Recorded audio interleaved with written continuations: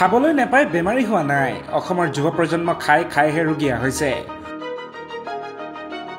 Fast food দোকানত মোবিলৰ ৰূপ লোৱা তেলত ভজা চিকেন পকোৰা খাই জণ্ডিছ হৈছে ডেকা গাভৰুৰ।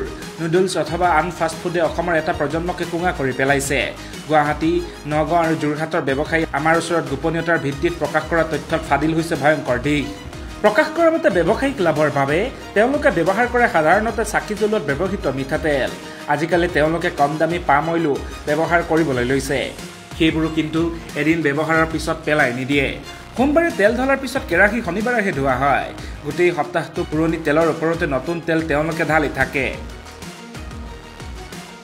বেছিভাগে আকৌ কেৰাহীতে ঢাকি থৈ দিয়ে আগদিনাৰ তেল। মাত্ৰ কেইজন মানুহে তেলখিনি চাকি থয় বুলি আমাৰ ওচৰত স্বীকাৰ কৰিছে। ইয়াৰ বেছি সংখ্যকে আকৌ তেল ঢলাৰ পিছত কেৰাহী এমাহ পৰ্যন্ত নোধোৱে। গতিকে এমাহ পুৰণি তেলো কেৰাহীত ৰৈ যায়। এই তেলতে তেওঁলোকে ভাজি থাকে চিকেন পকোৰা, চিকেন কাটলেট আদি। খাদ্যবস্তু ৰঙা কৰিবলৈ ৰং ব্যৱহাৰ কৰা হয়। পকৰীৰ পৰা চপলৈ সকলো ৰঙা কৰি পেলায়। পেটৰ বাবে অপকাৰী সস্তীয়া ৰঙেৰে খাদ্য দেখাতে লোভনীয় কৰি তোলা হয়। গুৱাহাটীৰ কেইবাজনো বেপাৰীয়ে নতুনকৈ পাম অইলত কুকুৰা মাংস ভাজিবলৈ লৈছে। অনলাইনত কিছু কম দামতে উপলব্ধৰ বাবে তেওঁলোকে ব্যৱহাৰ কৰিছে পাম অইল। কিন্তু এইবিধ তেলত ভজা খাদ্য খালে পুৰুষে প্ৰজনন ক্ষমতা হেৰুৱায়। এমাহলৈ নোধোৱা কেৰাহীত ভাজি থকাৰ ফলত খাদ্য বিহৰ দৰে হৈ পৰে। সেইবোৰে পথৰ দাঁতিত টকালি পাৰি খাই থাকে অসমীয়া ডেকা গাভৰুৱে। নিউজ ডেস্ক ৰিপোৰ্ট, বাৰ্তা এনি।